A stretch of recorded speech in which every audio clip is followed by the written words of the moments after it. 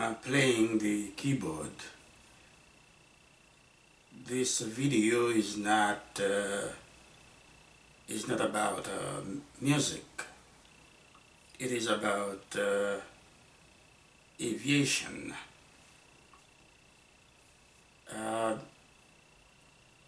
I just play the keyboard, just for the fun of it, because as you know by now, my YouTube channel does two things,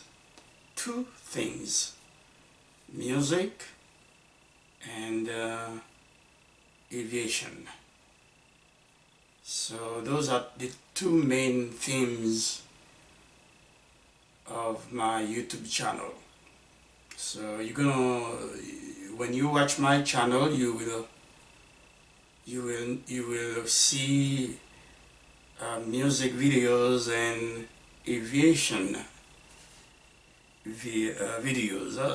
Today I think I'm trying to maybe to combine the two, I guess.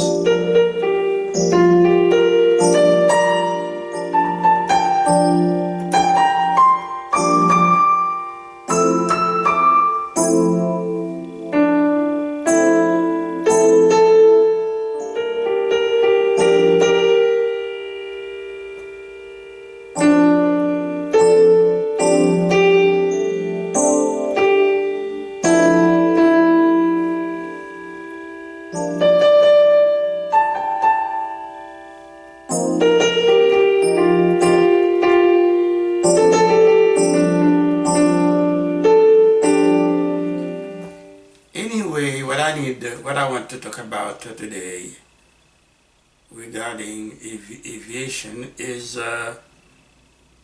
part 2 of aerodynamic forces on an airplane in flight. In my last video, if you have not watched it, I am advising you to do so. That was my last video on my last aviation video is about aerodynamic forces on an airplane in flight, but that was part 1. So I'm going to do part 2 today, okay?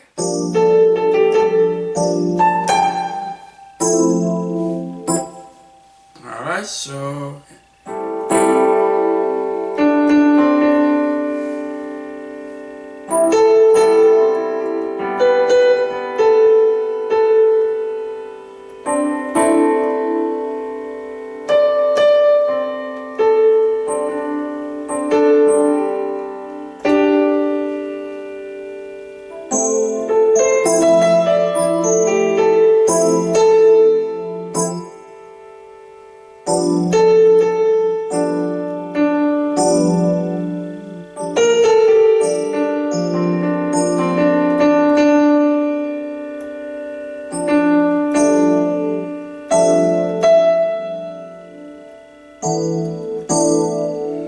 okay,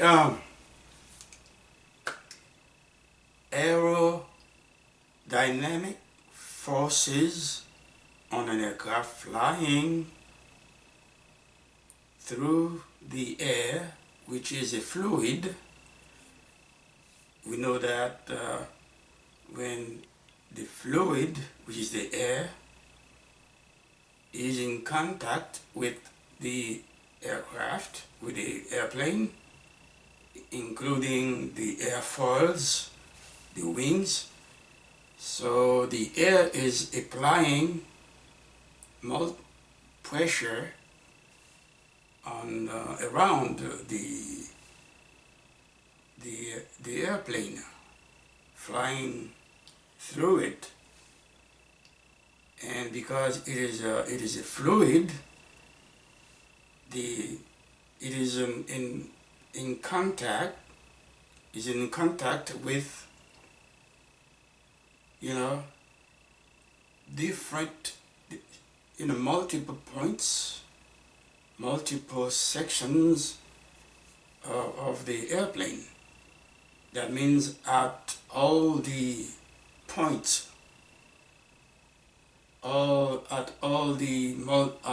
the sections of the airplane, there the air is applying, you know, different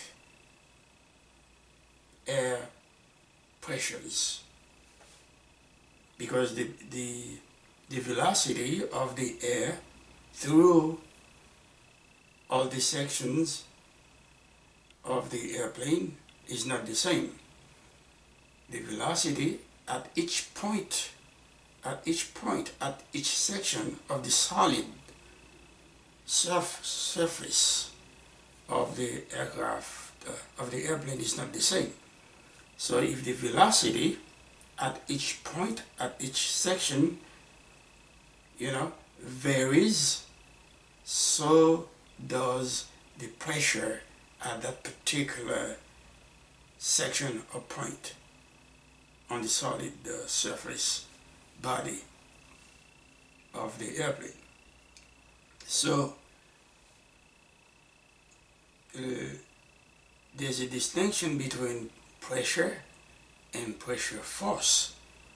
So at all these points you have static pressures, static pressures applying forces on the body of the aircraft, of the airplane. Different static pressures. So now, how do you know the resultant?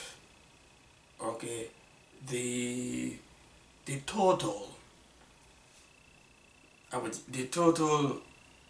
aerodynamic force applied on to the body, to the multiple points of the airplane. How do you know? How do you calculate that? Well, the way you do that, okay, you do it this way. Okay, let's define aerodynamic. We're talking about the total the total aerodynamic force on the airplane. It is the resultant, the sum of all the static pressures, okay, that are being applied on the aircraft, okay, the resultant, or the sum of all the static pressures at all the points, at the multiple points around the body of the airplane. Okay, that's the sum, the resultant of those, multiplied by the area, okay, around the aircraft. And that calculation gives you the aerodynamic force applied by the air to the airplane, which is a solid object. Remember, you need to remember now. It is an interaction between a solid, which is the airplane, and a fluid, which is the air. So it is that interaction is different when it is about mechanical force between two solid, okay, objects. So basically, that's what aerodynamic force is on the airplane in flight. And then, of course, you have the mechanical force, which is the air. So basically, that's what aerodynamic force is on the airplane in flight. And then, of course, you have the mechanical force, which is the air. So basically, that's what aerodynamic force is on the airplane in flight. And then, of course, you have the mechanical force, which is the air. So basically, that's what aerodynamic force is on the airplane in flight. it is not enough to understand that you have lift and drag, and but you have to see you have to understand the underlying causes of that that con, that contribute to the AF, okay, acting on the airplane in flight. So you may be wondering, hold on.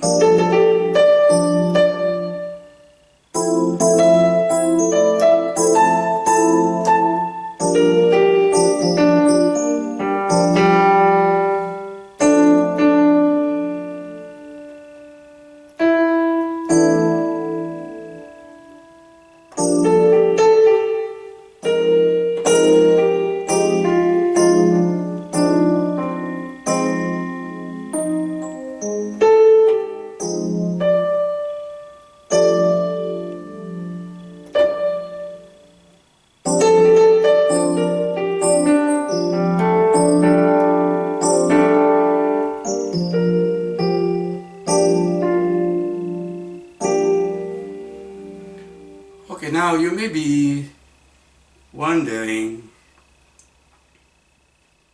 okay, how, where, what part of the airfoil, maybe of the wings, what part of the of the wing, let me say of the wing, what part of the wing that the aerodynamic force concentrates on? Well, the aerodynamic force, first of all, there's in any airfoil, such as a wing, there's a chord line. There's a chord line, and the chord line is like an imaginary line drawn from the leading edge of the wing to the trailing edge of the wing, and that chord line has a length. So the length is the chord, okay, and the chord line can change at any time.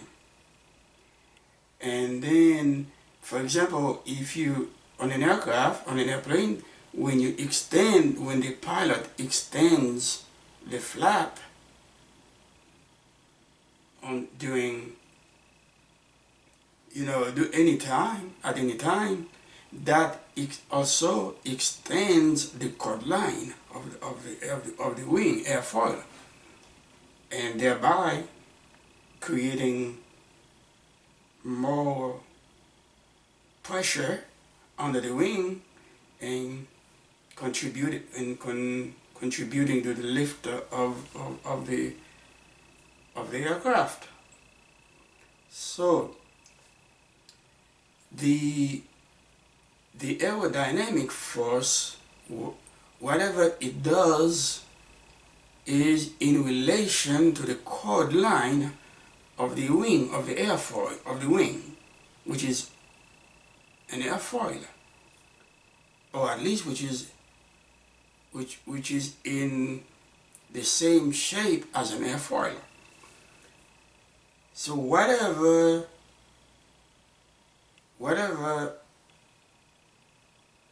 action the chord line, the aerodynamic force takes on the airplane, it is in relation to a percentage of the chord line.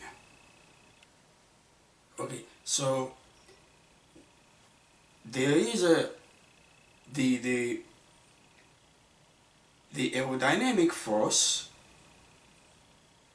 There's a section. Remember, the chord line is whatever measurement is made is in relation of a percentage of the chord line. And you can have a graph that shows you pressure, vertical, pressure, vertical in a vertical plane, and then you have the chord line.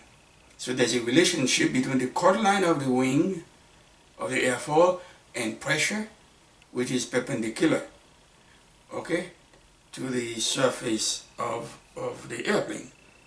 So you have your percentage of the chord of the chord line.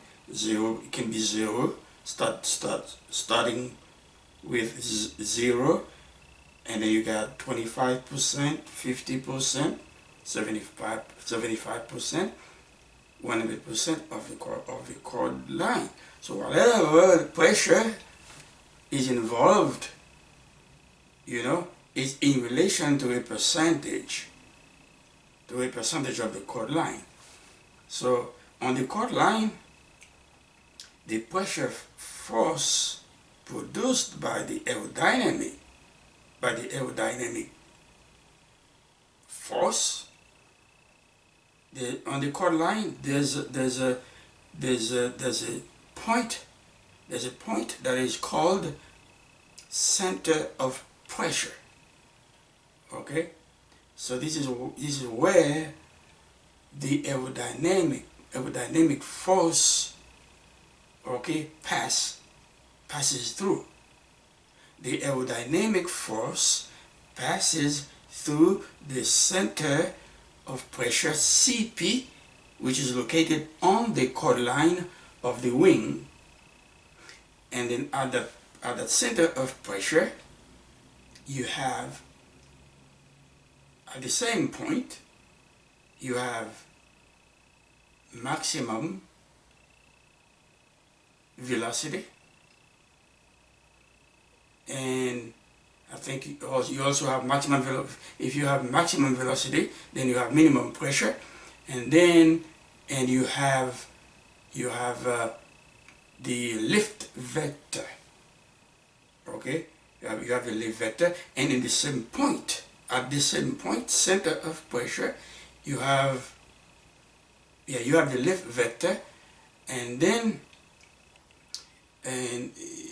the aerodynamic force. And also, now you also have at the head of the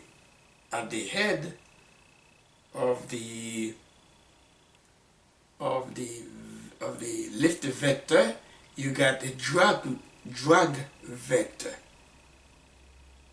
Then, as you know, students of aerodynamics and pilot students,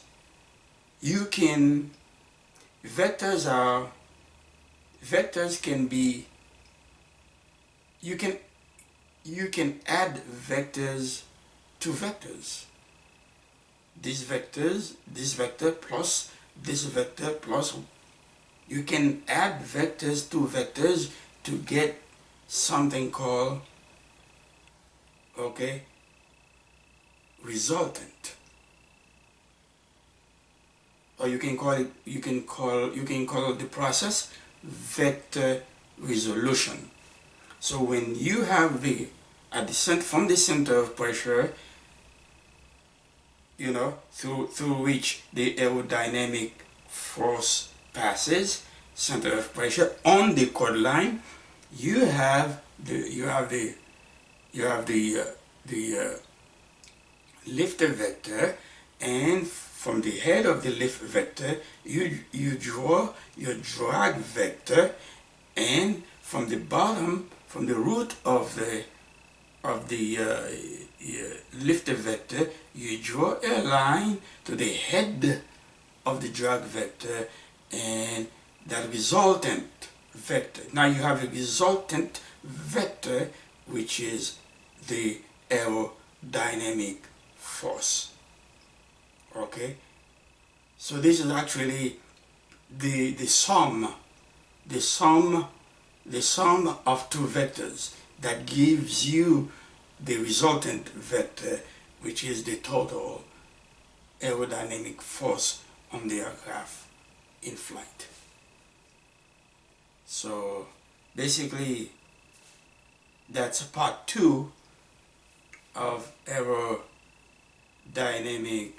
force on an airplane in flight that I'm doing now. If I need to do part 3, if I need to do so, it will be about some sort of coordinate rectangular system. I might do that. I may do that. I may not, because it is we'll see. So basically, that's what aerodynamic force is on an airplane flying, through the air, which is a fluid medium.